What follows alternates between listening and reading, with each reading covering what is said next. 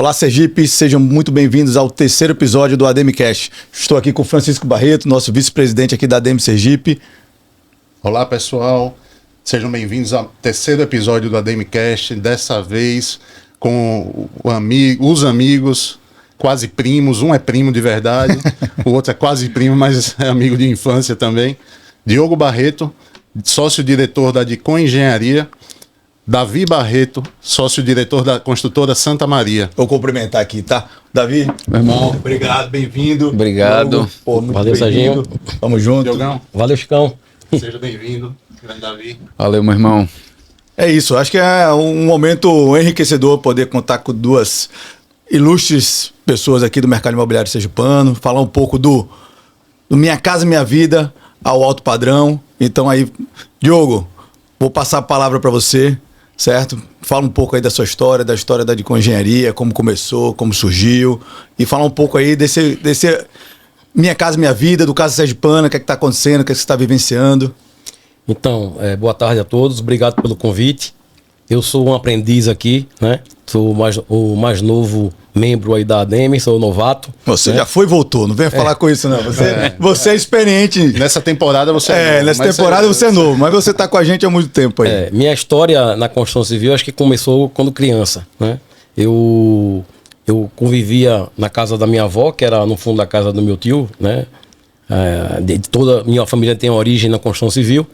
E meu pai tinha problemas de saúde, então passava muito tempo na casa da minha avó e acabava convivendo muito com meu tio, que a casa eram conjugadas, né? Então, nos programas de finais de semana, meu tio Luciano, que é o Luciano Barreto da Selle, ele dizia que a gente poderia brincar, mas somente depois de visitar as obras. Ele levava a gente, eu e meu primo Luciano, para visitar as obras, né? Então, e aí era um passeio que depois começou a se tornar uma paixão. E ver aquelas obras. Nossas brincadeiras de criança eram sempre ligadas à construção civil. A gente fazia pistas de carro, a gente fazia galinheiros, a gente fazia obras de tijolo. Então sempre eu vivi muito com o convívio da parte da construção civil, né? Então fui direcionado para esse caminho aqui pela paixão, primeiramente, e depois pelas oportunidades que surgiram, né? Eu fui morar em São Paulo, me formei lá na Universidade Mackenzie. Morava lá com meus 3 primos, né? O Chicão ainda era um adolescente, né? Era Chiquinho ainda, né? E eu morava lá no apartamento com o Luciano Barreto, saudoso primo, que já faleceu. O Gustavo, o irmão mais velho de Chiquinho, e Rodrigo, que é o irmão do meio, né? E esses 2 aí faziam engenharia civil comigo no Mackenzie. Gustavo foi para a área do direito lá na PUC, né? Então, comecei a estudar por lá, me formei por lá, trabalhei, meus primeiros empregos foram lá em São Paulo, trabalhei na área de obra, trabalhei na área de incorporação de investimentos imobiliários na empresa Colliers e voltei para Aracaju e comecei a minha vida com a maioria dos construtores na obra pública, né? Então a obra pública é uma universidade de ensino da prática, né? Para quem quer ingressar no mercado de construção civil, porque você começando pequeno, você é desde o mestre de obra, desde o comprador, pedreiro, você faz de tudo um pouco e você aprende na prática o que você aprendeu na teoria, na faculdade, né? Então foi uma verdadeira escola, né? E durante muito tempo eu trabalhei apenas com obra pública, trabalhava com algumas obras particulares da parte corporativa, de grandes empresas. Agradeço aqui a Dr. Wagner, que me deu uma oportunidade lá no começo, que eu construí, me chamou para fazer uma pequena reforma na diagnose e acabei construindo 13 clínicas para ele, né? Então, foi outra escola para mim. E depois, em 2010, eu me juntei com meu sogro, tinha um terreno bem interessante e o filho dele estava chegando aí, meu cunhado estava chegando em São Paulo, Felipe, e a gente fez uma primeira parceria, né, no desenvolvimento de um empreendimento imobiliário na frente do aeroporto. E a partir daí, minha história no mercado imobiliário continuou tímida. Eu continuava com a obra pública e com o mercado imobiliário, até que em 2020 eu decidi não mais trabalhar com a obra pública e me dedicar exclusivamente ao mercado imobiliário. E então acredito que a Dicom está vivendo um novo momento, ressurgiu aí na casa do mercado a partir de 2022 e estamos intensificando os esforços e o trabalho desse mercado, né? Tentando ter uma perenidade, né? Lançamentos de empreendimentos, inicialmente focado no Minha Casa Minha Vida, né? E mais estamos com áreas e destinação de entrar no segmento de alto padrão e também do médio padrão. Tá a depender muito do mercado, os estudos, né? Basicamente, fiz um resumo da minha vida. Foi isso. A gente acaba esperando, procurando boas oportunidades. Acho que quem está no mercado imobiliário, acho que tenta focar em um produto, em um segmento, mas não necessariamente não deixar todas as portas abertas para cada tipo de negócio. Então, acho que bem como a obra pública é uma escola para quem está começando, o Minha Casa Minha Vida é uma porta de entrada para quem quer incorporar. Isso. Porque sua exposição de capital é baixa, né? No primeiro momento, você conseguir, de fato, conseguir se acreditar na caixa, tem uma parte burocrática, documental e tal, mas é a porta de entrada para quem começar nesse mercado. Eu acho que é o caminho mais viável. Né? Então a gente começou, gostou, se especializou e continuamos nele, mas não só nele. E você, Davi, conta um pouco da história da Santa Maria, da sua história, como que tudo começou. Bom resumo, né? Até aqui acabei de descobrir que temos histórias aqui muito parecidas. De uma maneira muito resumida, eu também cedo fui morar fora, segui a carreira do seu irmão. Eu fiz direito. Você falando aí, eu fiz uma viagem para São Paulo. Eu também morei em São Paulo muito tempo. Só que eu me formei em direito, na PUC também, né? Que tá na cadeira junto com você lá na FFB, seu irmão direito, eu direito também. Assim como praticamente toda a minha família fizeram outras faculdades, medicina, direito, administração e por aí vai. Segui a carreira jurídica, né? Morei muito tempo em São Paulo, tinha escritório lá, tenho escritório aqui. E em um certo momento, a construtora, que a princípio não se queria colocar tanto peso numa árvore só, falaram assim, não, a empresa está precisando de sucessão. Então, 2 dos herdeiros foram chamados, convidados para perguntar, querem se candidatar a sucessor? Voluntariamente. Né? Voluntariamente. Então foi um do galho do meu pai, né? Que sou eu, e minha prima, Vitória Ferrari, hoje em dia. E estamos nós dois lá. E isso, né, a nossa entrada na construção civil, na empresa, veio mais ou menos na época da pandemia. E a construtora da gente, só para eu contextualizar aqui, hoje tem 39 anos, agora em janeiro fazem 40 anos e, óbvio, eu cheguei agora já, digamos assim, nos últimos tempos, mas entendo que nunca quiseram fazer obra pública. Até eu acho que começaram, assim, muito inicialmente e depois já viraram essa chavinha que você virou, assim, logo no começo. E aí a gente entrou para o médio e alto padrão e é por isso que a gente é conhecido, né? Hoje são quase 50 unidades entregues, quase 4.000 unidades. Então, é o mercado que a gente se credibilizou e vem trabalhando na cidade aí nos últimos 40 anos. E, Davi, como que você enxerga o mercado de alto padrão em Aracaju? Quais são as características específicas de uma cidade como a nossa, que você, pelas suas experiências fora de Aracaju, fora de Sergipe, consegue traçar aí um paralelo e comparativo? Tá, vamos lá.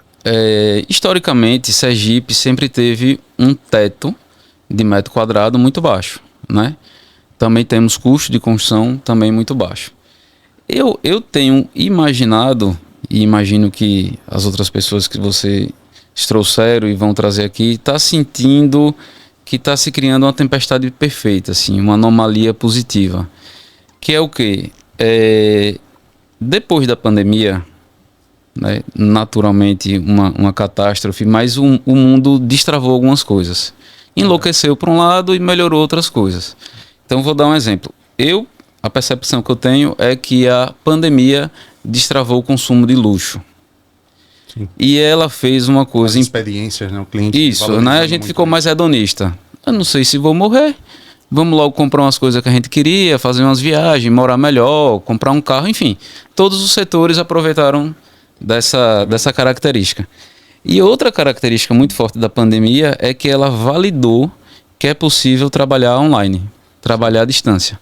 Qual é a consequência lógica disso para o nosso mercado? A gente fica mais em casa.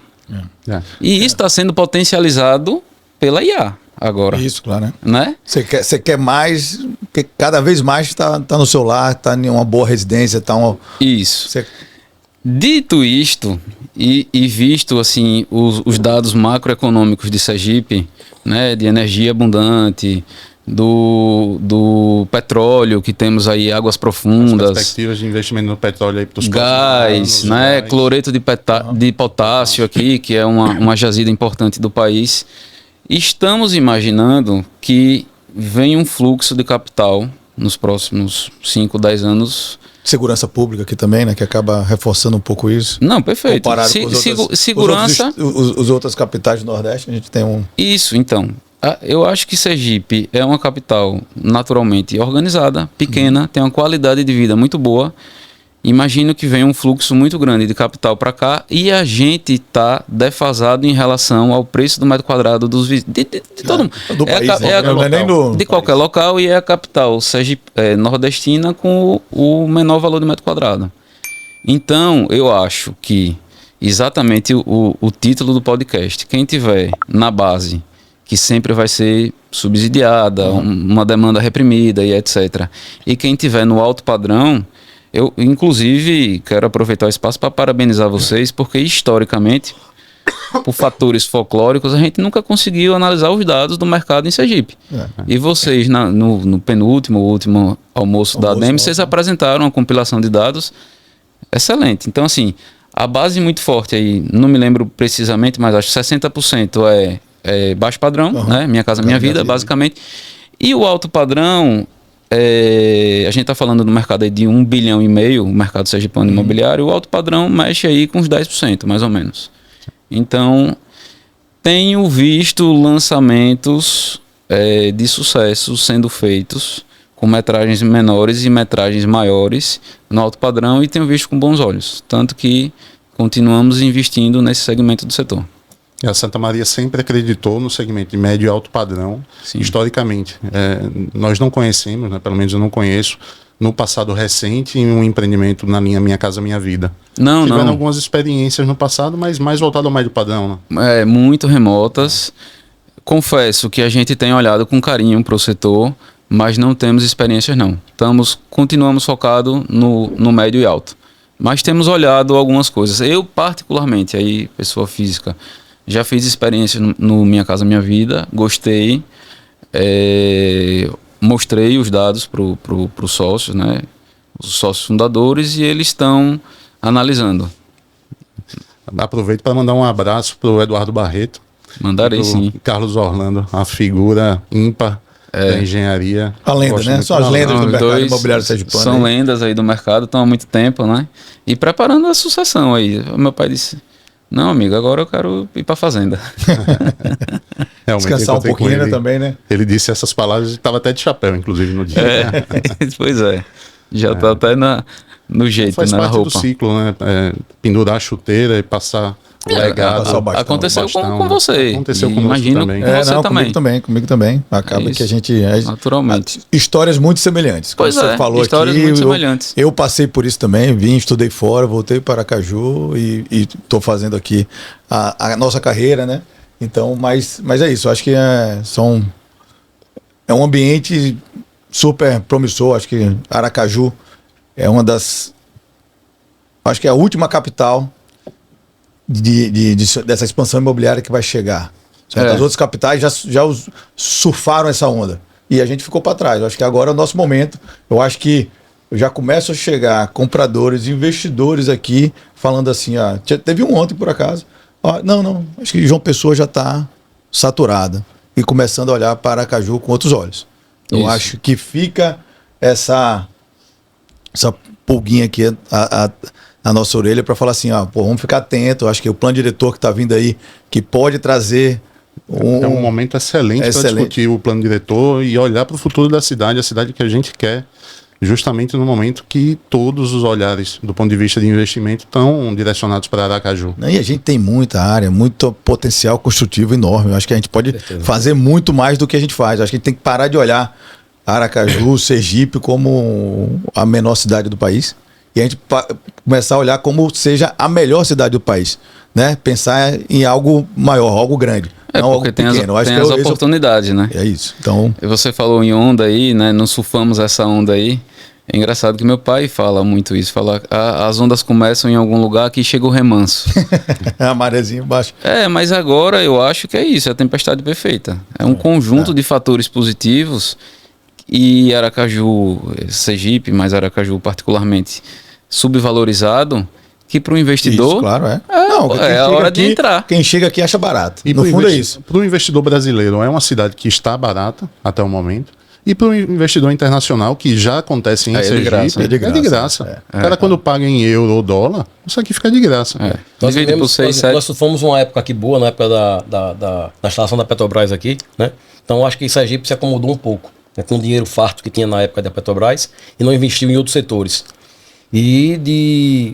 Principalmente nesse governo atual que a gente está vendo aqui, está vindo um desenvolvimento de outras áreas, né? Sim. Esquecendo Ele tá um pouco com da um olhar- Petrobras, que até mesmo desmobilizou aqui da cidade, vai voltar, então vai ser um novo ciclo de Petrobras, mas nós fortalecemos em outros setores.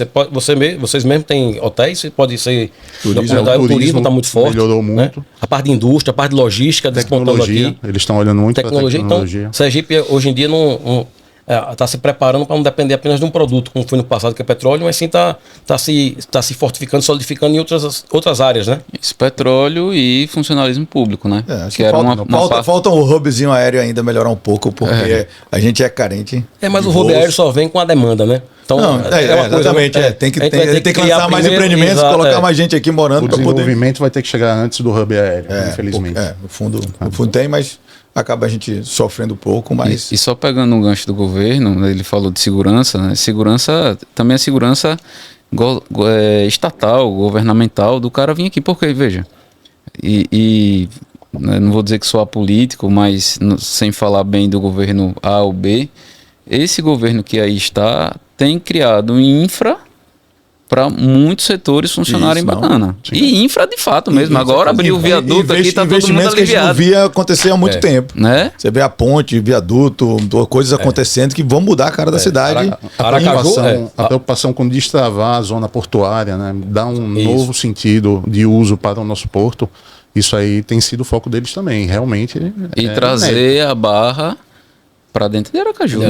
Através da nova ponte. Não, da nova a ponte vai ser, eu acho que vai mudar a dinâmica da cidade, cara. Eu acho que essa ponte Aracaju-Barra, com as duas, né, fazendo que a Barra esteja. A Barra vai estar colado. tão perto contra qualquer região, bairro. fora do meio, tá? Vai ser o bairro nobre da nossa cidade. Pé na areia, né? Porque eu acho que a gente não tem nada pé na areia e hoje a Barra vai estar com empreendimentos pé na areia dentro de Aracaju. Com certeza. Agora, Diogo, olhando aí para o Minha Casa Minha Vida, as recentes alterações nas faixas de renda, nas faixas de valores dos apartamentos, o que é que você está desenhando para esse mercado aí nos próximos anos? Eu sei que você atua em Aracaju, na Barra dos Coqueiros, Socorro já atuou, não acredito São Cristóvão, desculpa, já atuou. Então, assim, o que é que você entende que houve de melhoria, de benefício nessas alterações? O que é que ainda precisa melhorar do ponto de vista aí, tanto operacional junto à Caixa, tanto da demanda do cliente frente à necessidade de subsídio, junto aí agora com o caso Sergipana, que veio para fortalecer ainda mais e nos apoiar, nos ajudar aí a venda, ao encaixe do cliente no produto. O Casa Minha Vida tem uma função muito interessante que geralmente é voltado para o cara que está começando a sua vida no seu primeiro imóvel, né? Então ele está muito acessível hoje em dia, né? Você tem diversas faixas aí que são contempladas hoje pelo governo. A gente basicamente atua hoje na faixa 2 e faixa 3. Apesar da facilidade hoje de aquisição que tem para o investidor, para o cliente, nós que estamos na outra ponta enfrentamos sérias dificuldades grandes desafios em função da matriz que se compõe a Minha Casa Minha Vida, né? Porque os custos são muito apertados, né? As margens são muito baixas e o tempo corre contra a gente, porque no Minha Casa Minha Vida você vende um imóvel assinando na planta, aquele imóvel para de ter correção. Depois que o cliente financia, né? Você acaba não Você corrigindo. não corrigindo. E todo o impacto financeiro que tem ali de uma inflação, de uma guerra, de alguma coisa, você acaba não. Então, você trabalha com grandes volumes, porque você pode ver o tamanho dos empreendimentos para se viabilizar, tem que ser grandes volumes. As margens apertadíssimas, então isso exige que a empresa tome decisões e invista em controle, tecnologia, treinamento de equipe, processos, né? Isso que a gente tem feito isso aí muito, né? Gera um custo, isso gera a necessidade de estar se atualizando constantemente, né?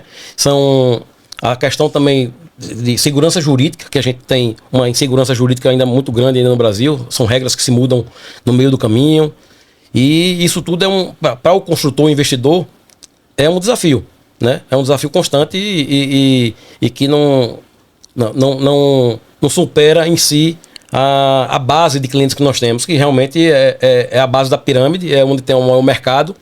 E a gente da Dicom que procura entregar um produto de qualidade, um produto que atenda às necessidades dos clientes, buscando sempre encontrar essa equação perfeita para caber no bolso dele, que ele consiga pagar.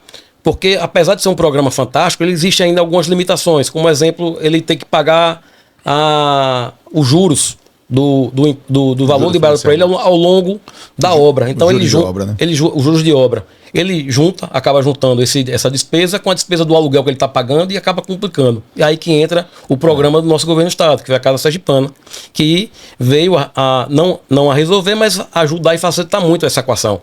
Então, hoje, a população sergipana tem um programa fantástico, né? Eu acho que é uma revolução que está acontecendo aqui no mercado imobiliário devido a implantação da Casa Sergipana, que se junta com subsídios do Minha Casa Minha Vida a nível federal. E tem viabilizado pessoas que tinham essa dificuldade por conta do aluguel, a aquisição da casa própria. Ou então, pessoas que teriam condições de adquirir uma casa numa faixa e ir para uma outra faixa de renda, né? Então, o mercado é isso. O mercado são as pessoas que estão entrando no mercado, são as pessoas que querem trocar de imóvel e ir para um imóvel melhor. Pessoas que estão casando, separando, tendo filho. A demanda é enorme ainda, não adianta. Né? Existe, lança, mas... Nós estamos numa cidade que tem uma classe média muito forte, né? Então, apesar de ter uma classe média muito forte, existe ainda um preconceito da própria classe média de adquirir produtos com o nome Minha Casa Minha Vida. Mas essa é a realidade, entendeu? Mas hoje, as construtoras sergipanas têm investido em mudar a cara do produto Minha Casa Minha Vida. Exatamente. Isso é uma pegada de médio padrão eu acho deles. Que como o governo federal agora mudou e criou faixa 4, eu acho que acaba que esse paradigma vai diminuir um pouco, porque automaticamente ele enquadrou uma renda maior, né, um valor de imóvel maior, e aí o cliente também quer uma taxa de juros menor também, subsidiada. Então acaba que eu acho que essa cultura vai mudar um pouco e aí vai parar de soar preconceituoso com relação à Minha Casa Minha Vida. Você vê aqui em Aracaju mesmo, os empreendimentos voltados para Minha Casa Minha Vida, o padrão de excelência que são apartamentos que constam com uma vasta listas de área de lazer, né, infraestrutura e acabamento. Eu visitei agora no mês passado umas obras em São Paulo do Minha Casa Minha Vida e fiquei impressionado como eles entregam Minha Casa Minha Vida lá. O piso não tem cerâmica. Não tem cerâmica lá o piso. Entendeu? Ou seja, o apartamento não está pronto, né? Não está pronto. O morador, o cliente vai ter que entrar, fazer uma reforma. Eles trabalham com regulamento embaixo do braço. O que é que a Caixa exige de mínimo, eles entregam. Então, cerâmica não é uma fiada, não. É uma cerâmica em cima do tanque. É uma cerâmica, 2 cerâmicas em cima da bancada da cozinha. Cerâmica só tinha na área de serviço e cozinha. O resto era tudo no contrapiso.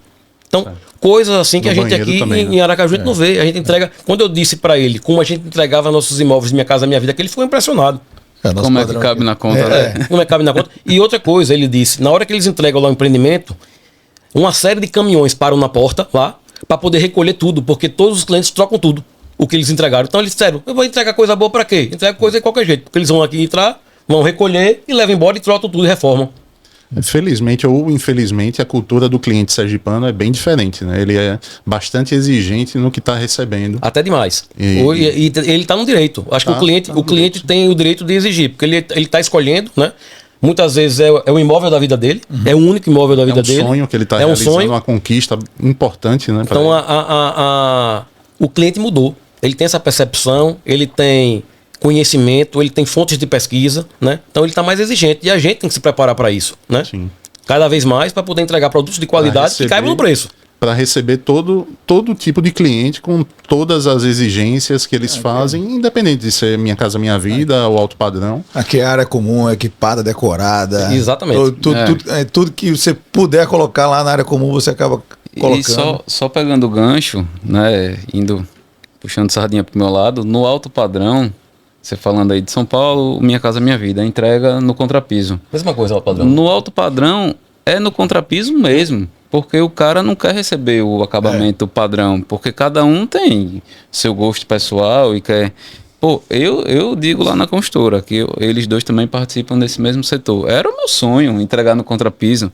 Porque a gente sabe a quantidade de mudança, de alteração. Não dá pena, né? Quando você capricha, você faz um empreendimento todo caprichado, chega lá, e veja, a pessoa vem e quebra tudo. Para quem é engenheiro, para quem trabalha com isso, você fala, meu Deus do céu. E se você for pensar, estrategicamente é um desperdício de dinheiro, de tempo e de energia. Porque você vai e escolhe o nível de acabamento, gasta tempo e dinheiro aplicando e a primeira coisa que o morador faz é quebrar.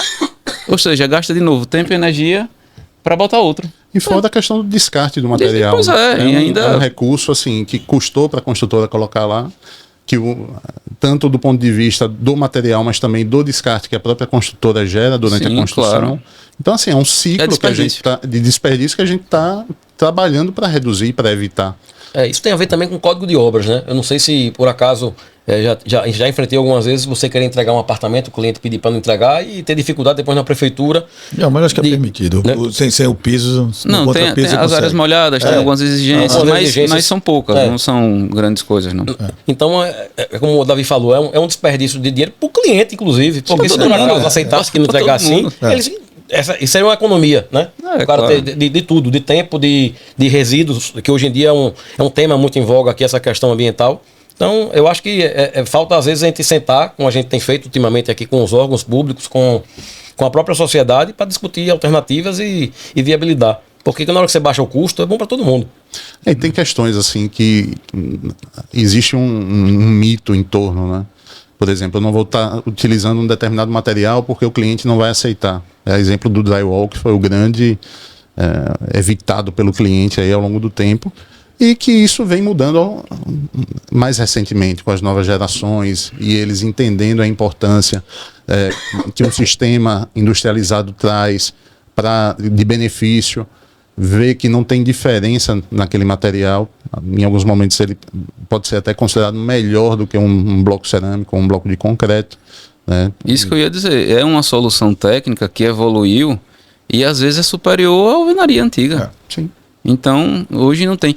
E veja, já que estamos aqui na sessão um pouco de desabafo, a construção civil, ela está na iminência de mudar o roteiro dela de cabo a rabo. Porque, assim como é no resto do mundo, esgotou mão de obra.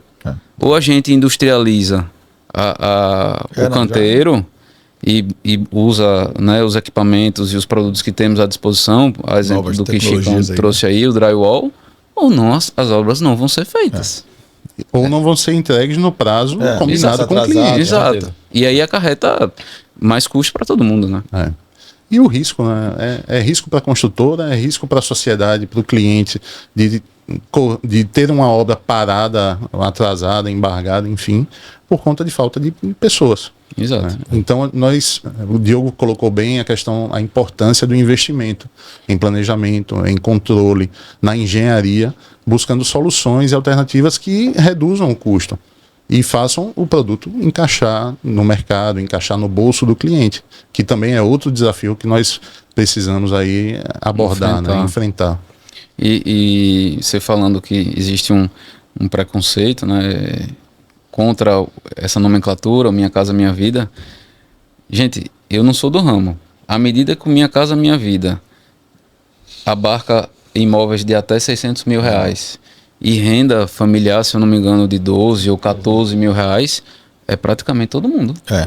Não, já tem imóveis aí nesse padrão aí que já começa, a enquadrar as famílias no Minha Casa Minha Vida. E não sentir pelo contrário, elas pedem. Por que eu quero me cobrar porque aqui tem um juro melhor, né? essa Tem uma transição, tem uma taxa melhor. de juros melhor, então acaba que eles se questionam, né? O empreendimento era só esse BPE, então você tem que migrar, né? Quando você vai pro FGTS, pro Minha Casa Minha Vida, tem algumas exigências que a Caixa exige. Então, tinha que fazer essa atualização aí, mas os clientes pedem. Então, no fundo, já virou uma tendência que Normalizou. Normalizou, eu acho. Deixa eu fazer uma pergunta, eu não sou entrevistado, mas eu fiquei com curiosidade. Substituto aqui. Não. Eu fiquei com a curiosidade. O Casa Sergipana, existe um subsídio do Estado, certo? Sim. Isso. E ela tem adesão a qualquer faixa 1. Não, ela depende do valor do imóvel, das avaliações, né? Mas ela não adere a 4, por exemplo. Não, Ela o tem faixa duas 1, faixas. A 1 e 2. até 20 mil, recebe 20 mil reais, e faixa 2 ela recebe 15 mil reais. Entendi. Mas aí soma com Minha Casa Minha Vida. E aí facilita E muitas o vezes é a diferença que faltou no bolso Exatamente, do cliente para ele conseguir comprar Não o entendi. apartamento. Aqueles Ela meses de compõe, aluguel ela até ele compõe. receber. Pode chegar a 75 mil lá de subsídio. Entendi. Né? E aí acaba que aquele prosoluto seu, ele acaba recebendo do governo como subsídio e só gera o financiamento para ele. Não, entendi. Então, acho que assim, é um programa que a gente quer que seja De Estado, né? De E não Estado, do né? Não de Exatamente. governo, então que mude, que Tenha continuidade, Tenha continuidade. e que aumente as faixas as faixas de renda, né? O subsídio, e tenha continuidade e abrace aí o para maior o número governo possível é muito mais de pessoas. barato subsidiar um programa como esse do que ele construir os imóveis. Não tenho dúvida. O próprio cliente, uma vez eu conversando na Caixa Econômica, ele dizendo que todos os imóveis, todos os conjuntos que foram feitos e foram dados daquela parte de sorteio que é feito, né? As casas se acabam e são destruídas mais rápido, porque o cara não tem Zelo, senso de pertencimento, de posse, de lutou por aquilo, então ele não valoriza. Tem que pagar um pouquinho para dar valor. Valoriza. Na hora que o cara pega, na hora que o governo entra com um valor que ele permite a aquisição daquele imóvel, a gratidão dele vai ser igual. Porque ele conseguiu, com o esforço dele, com a ajuda do governo, adquirir a casa própria, né? Então acho que... E consegue atingir muito mais pessoas. Antigamente ele pegava uma casa na faixa 1, 150 mil reais. Hoje com 150 mil reais ele atende 10 famílias, né? E viabiliza a casa. Então é um programa de governo mais justo, mais equilibrado e mais... que distribui melhor, né? Alcança mais gente. Alcança mais gente. O alcance é muito maior. Um desafio que o governo de Sergipe tem, e a DEMI está junto nisso também, né, as construtoras, é levar para o interior o Minha Casa Minha Vida, o Casa Sergipana, no modelo que hoje nós temos na capital. Interior que eu falo não é a Grande Aracaju, né, porque São Certo. Cristóvão, Barra, Socorro, está bem consolidado aí o modelo e está funcionando, está rodando. Mas acaba que a informalidade desses locais assim, faz com que Dificulta bastante. o empresário tenha um receio de ir. Entendeu? Então, assim, são poucos municípios desses que tenham uma atratividade de mercado mesmo, né? São rendas informais, rendas que o cara trabalha na lavoura ali, mas não tem uma carteira assinada. Então, é a dificuldade de trabalhar, acho que no estado como todo, né? Então, eu trabalhei, fiz muita coisa lá em Lagarto e tem essa dificuldade de você aprovar renda, né? Então, na hora H, quando você chega com um cliente que comprou, que quer financiar o imóvel, acaba tendo essa dificuldade lá pro Minha Casa Minha Vida. Que imagino que, como ele está falando, no interior deve ter até uma demanda maior. Tem. Né? E não tem tanta opção. Mas também não tem a cultura da verticalização no interior. O pessoal ainda prefere residências, as casas. Sim. Né? Então, como eu disse, é um desafio. E nós estamos vendo aqui no setor também a chegada de parceiros bancários, aí no caso, exemplo de Santander, Itaú, que vai começar a competir com a Caixa, na faixa 4, né? Entendeu? Então, o mercado vai se abrir. Eu estava lendo uma reportagem a semana passada. O Brasil hoje tem... O crédito imobiliário brasileiro é da ordem de 10% do PIB. Nos Estados Unidos é da ordem de 60% do PIB. No Chile, aqui do lado, parece que é 30% do PIB. Então, a gente tem muito espaço para crescer ainda no crédito imobiliário, né? Então, a chegada desses bancos aqui vai dar uma sacudida, Vai né? dar uma movimentada boa. É importante, né? É importante. Ter essa competição. Temos opção, né? É. A Caixa tem sido um parceiro fantástico. Não tenha dúvida. A equipe aqui de Sergipe, a superintendência de Sergipe é muito boa, é muito próxima das Nós somos empresas. muito privilegiados de ter essa equipe aqui, verdade. Vamos trazê-los aqui para o podcast, inclusive. Vamos combinar uma data com eles. e nos atende muito bem, mas realmente o Itaú, o Santander, eventualmente o Bradesco entrando nessa disputa, o mercado vai dar uma sacudida grande. Davi, vamos mudar um pouco aqui agora para o alto padrão. Fale um pouco Vamos aí lá. quais são as exigências dos clientes do alto padrão, tecnologia, inovação. O que é Vamos que lá. você, com a experiência aí da Esse Santa é o- Maria, o que é que pode trazer aqui para gente? O coroinha ensinando o Papa, né? A gente aprende. Veja, falamos aqui até um pouco, né? O público em geral, ainda mais desse segmento, está mais esclarecido e tem acesso a coisas maravilhosas em todo lugar. Mas assim, eu acho que o resumo do que eu tenho visto, e também fruto assim muito do pós-pandemia, é uma preocupação com saúde e bem-estar. Ou seja, dando um exemplo aqui para tangibilizar, academias mais bem equipadas e áreas de clube, de piscina e Isso etc. é verdade. A gente sente bastante essa necessidade deles, né? Virou lugar comum, né? É praticamente uma exigência, tem que todo mundo fazer bacana. Entendo que o contato, de certo modo, com natureza, seja jardins mais exuberantes, né? Humanizados, né? Sei lá. Humanizados, áreas que você tenha contato com a natureza, acho que são muito bem vistas, né? Eu também vi um estudo que até a grama sintética, o nosso corpo não consegue entender que a grama é sintética, é falsa, e a gente já se sente melhor, deposita uns hormônios e etc. E eu acho que espaços mais bem pensados, assim, tanto dentro do apartamento como nas áreas comuns. Porque, de novo, falando da pandemia, a gente ficou confinado. E aí começou a olhar a casa e ver qual era o real uso da casa, o que é que funcionava, o que é que não funcionava. E a gente agora foi obrigado a repensar alguns espaços. E né? sobre os tamanhos dos apartamentos, aí, o que é que você está sentindo aí, essa Veja, redução, né? eu padeço de sincericídio. A gente está Importante isso. diminuindo as metragens para caber no bolso. Isso é verdade. Isso aí Mas é- eu acho que a gente vai terminar emparedado em algum sarcófago de 10 metros quadrados, como lá em São Paulo existe já apartamento assim. Acho que a Aracaju ainda demora um pouquinho, né? pra Não, chegar sim, nesse- eu acho que aqui a gente ainda está fazendo a coisa de uma A maneira... legislação municipal e a própria norma de desempenho exigem dimensões mínimas, né, para cada ambiente. Sim. Mas realmente lá em São Paulo, você vê quarto-sala que a cama do casal é encostada na parede. Não cabe a cama desce do armário, né? O armário são duas portas, assim, é disso para pior, entendeu? Eu acho que tem um limite, particularmente existe uma demanda por altíssimo padrão de coisas grandes, né? Porque o cara, ele tem capital e quer morar bacana, quer, enfim, ter 2 andares, ter uma cobertura, que é uma demanda que, historicamente, em Sergipe, sempre foi péssima, e agora é a demanda altíssima, né? Você fazer coberturas, então existe esse espaço. Mas também é verdade que, gosto de estatística, na média, os apartamentos diminuem. Por quê? Porque os arranjos familiares diminuíram. Hoje já existe mais pet do que humano no Brasil. Né? E aí também o espaço comum, pet é importante. Aumentou de tamanho. aumentou de tamanho e ganha importância, né? Naturalmente, porque... Né, dando um exemplo da minha casa lá, minha esposa tem um cachorro que, meu Deus, eu não sei se eu ganho dele não, nessa classificação. Lá tem 2, então, Então, eu tenho 2 também. Eu tenho eu disse que jamais botaria um cachorro dentro de casa. Aí, eu tô com um. já temos aqui 5 pets na mesa, de nós 3, né? Então, os arranjos estão diminuindo, né? Eu não sei quando, mas em breve, agora, 2030, já se vai ter 1,8 pessoas por família. Então, assim, vai ter muito apartamento que vai morar uma pessoa só. Porra, aí morar dentro de um apartamento de 30, 40 metros quadrados, ou até menor, às vezes, beleza. Ah, funciona por quê? Não, porque na prática eu morava num de 40.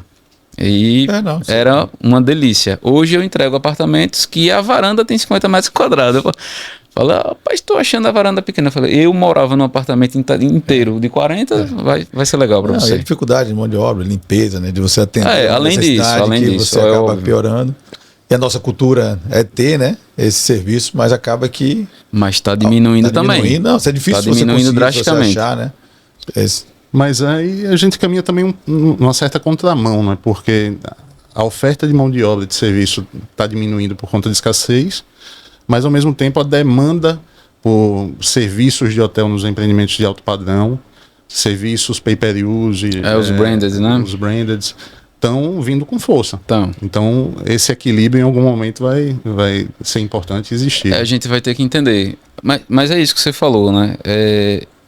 Vão ter os serviços aportados no prédio e você vai fazer o pay-per-use, né? Você só vai acessar aquilo, você não vai ter a sua funcionária em casa, mas sei lá, dando um exemplo esdrúxulo, mas você contrata o personal chefe naquele dia específico que você chamou seus amigos para jantar. Para utilizar o espaço sob demanda, né? Não. E aí também tem isso, né? O cara mora num apartamento de, sei lá, não quero cravar um tamanho aqui, 20, 30, 40 metros quadrados, quer fazer um jantar, né? Nós somos nordestinos, a gente anda com muita gente. Então, às vezes é normal ser 20, 30 pessoas se encontrar para fazer um churrasco, etc. Você não consegue fazer no seu apartamento.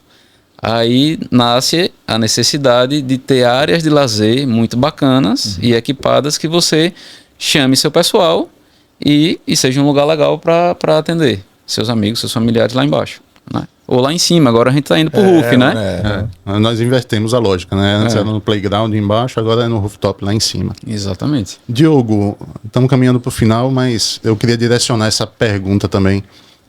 Do ponto de vista de tecnologia, sustentabilidade, o cliente do Minha Casa Minha Vida, ele segue esse desejo também, ele já começa a esboçar a vontade de ter uma automação, a preocupação com o meio ambiente. Como é que você sente isso aí?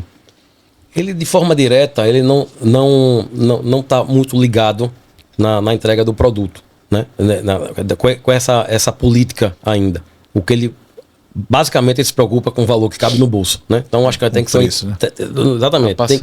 Tem que ser uma preocupação da construtora. Porque é ela que está empreendendo, ela que está gerando resíduos, ela que está gerando uma série de coisas. E os programas que existem aí hoje em dia, até na própria Caixa Econômica, ainda é muito tímido de privilegiar e de premiar quem adotar políticas, né? Ambientais de melhorias, porque tudo isso aqui tem um preço, né? Logicamente que o cliente entre um apartamento que não tenha uma energia solar, que não tenha temporizador nas escadas, que não tenha vaso sanitário com a opção de duplo acionamento, tem certas coisas que na prática, no dia a dia, ele concorda com essa política, mas de forma indireta, sem saber que está participando disso à medida que ele gosta, que ele exige esse tipo de entrega, né? Então, eu acho que é uma coisa que está muito... É muito falado pela mídia, mas pouco praticado ainda na ponta do cliente. O cliente pensa primeiramente no custo. E acho que é a obrigação da construtora viabilizar essas entregas que eles vão começar a entender e, no futuro... Como a gente estava discutindo hoje no almoço, a questão do carro elétrico. Hoje tem a obrigação de se entregar um carro uma vaga com um carro elétrico, né? O carro elétrico é um benefício ambiental, não tenha dúvida, porque você, além de não ter a queima do combustível, você tem a questão sonora. Você hoje em dia vai começar a olhar aí carros que não estão gerando barulho.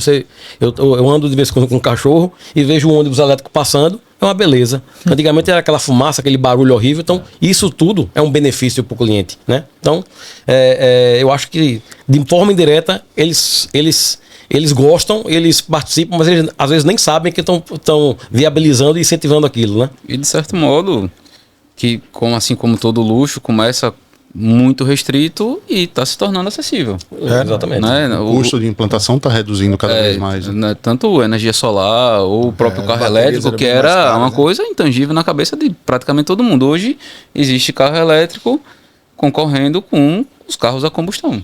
Né? Na mesma faixa de preço. A mesma faixa de preço. Né? É isso. Vamos lá, se vocês pudessem mudar uma regra, uma lei, uma burocracia, chegando já na reta final aqui do nosso podcast, para destravar o desenvolvimento imobiliário de Sergipe, qual seria? Olha, a gente fala muito que às vezes a gente não precisa que o poder público não ajude a gente, mas também a gente precisa que não atrapalhe, né? Hoje nós temos uma política tanto na parte municipal, que favorece muito, porque os processos andam com certa celeridade na IMURB e nos órgãos, mas temos pontos de atenção que a gente discutiu hoje aqui, que precisam ser mudadas. A questão ambiental é uma delas, né? Eu acho que não existe desenvolvimento que não possa ser realizado pensando em fazer uma integração entre o meio ambiente e a evolução. Trabalhando junto, então, né? Conjuntamente. É. O empresário da construção civil, muitas vezes visto como monstro, ele não deseja fazer por destruir. Ele tem que encontrar um meio de fazer sem agredir, integrando. Fazer bem feito. Né? Fazer bem feito, integrando e evitando danos maiores para o meio ambiente, né? Mas o que eu acho sem querer ser taxativo, acho que menos burocracia, né? A gente tem que ter menos burocracia como um todo, porque a gente vê cidades aí, outros estados já acontecendo licenciamento autodeclaratório, licença autodeclaratórios agora, que puna exemplarmente quem fizer errado. Não pode colocar todo mundo no mesmo cesto. Cara, né? Acho que o desejo do setor imobiliário era o seguinte, quando a gente desse entrada no projeto, o poder público brigasse para ele aprovar tanto quanto a gente briga.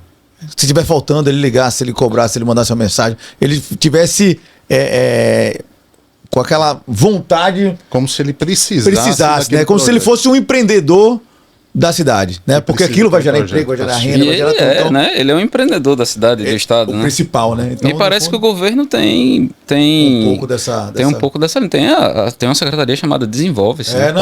Eu acho que... O governo do estado tem a Desenvolve-se. Isso. E na prefeitura municipal também tem uma secretaria de desenvolvimento econômico. Tem. Que é muito ativa, inclusive. Muito ativa, inclusive. Mas entre as secretarias precisam conversar mais para poder melhorar um pouco essa... Às vezes são coisas simples que estão travadas, né? E que uma boa conversa conseguiria se ajustar e conseguiria se viabilizar. Ao assumir uma gestão nova, né, tem toda essa transição que a gente acaba entendendo, mas acho que já está na hora de colocar a cidade para... Colocar a cidade na segunda, terceira marcha e pegar velocidade agora. Né? Com certeza. Mas beleza. Obrigado, Davi. Obrigado, Diogo. Serginho. Obrigado, Davi, Diogo. Chiquinho. Prazer imenso estar com vocês. Obrigado, maravilha. Muito obrigado pela história, pelas experiências, pela conversa. Foi excelente, gente. Aprendi bastante. Acho que foi bom. Eu vim pra cá preocupado, que eu não gosto muito de falar, mas foi um bate-papo bem agradável. Nem doeu, pô. Nem doeu, pô. Foi de leve. Ficou nervoso aqui e tal, pô. Você tá em casa, Diogo. Obrigado mesmo, ADM. Pô, ficar muito feliz em ter vocês como os associados. Eu acho que trazer vocês aqui inspira outros a virem também, perder o medo, perder essa vergonha de participar. A gente tem, aqui não tem jornalista, não tem, são empresários conversando. Eu acho que esse ambiente acaba ficando super agradável, super tranquilo. E é isso, vamos fazer com que o mercado imobiliário sergipano evolua e cresça cada vez mais. E da minha parte, eu queria parabenizar essa nova gestão da ADM, porque a gente tem visto minimamente mais movimento, né? Temos um podcast, temos uma compilação de dados, então parabéns, gente. O trabalho está maravilhoso. Continuem assim. Muito dinamismo, muita objetividade, né? A gente conta com vocês para poder ajudar, né? Até a gente ser bom para poder cobrar o governo. E para ajudar as empresas, o mercado como um todo, a se desenvolver, né? E acho que esse espaço eu acho que a importância desse espaço, se a gente enxergar um pouco nisso, ter a oportunidade de falar um pouco para a sociedade em si, em geral. E aí poder trazer esses entes aí, um governo, uma secretaria, um secretário, para poder contribuir com o debate mesmo. E muitas vezes o brasileiro tem essa característica, né, de reclamar do que não conhece. Então acho que aqui é um canal de comunicação importante para mostrar o que a gente faz, para dar essa possibilidade para as pessoas. Porque às vezes o cliente só enxerga a obra, mas ele não sabe que antes daquela obra ali tem uma batalha gigante. Que é a parte de aprovação, compra do terreno, estudo, viabilidade, de água, de drenagem, de esgoto, incêndio, é muita coisa, né? Aquilo ali é a ponta do iceberg. E aí eu aproveito para deixar uma mensagem para os nossos seguidores no Instagram, no YouTube. Você concorda com o que foi dito ou discorda? Deixe seus comentários @adm.se no Instagram e no nosso canal no YouTube. Esperamos seus comentários, nós lemos todos e vamos responder. Obrigado a todos. É isso. Finalizando aqui, o terceiro episódio do ADMcast. Boa tarde a todos. Obrigado. Obrigado, Diogo. Abraço.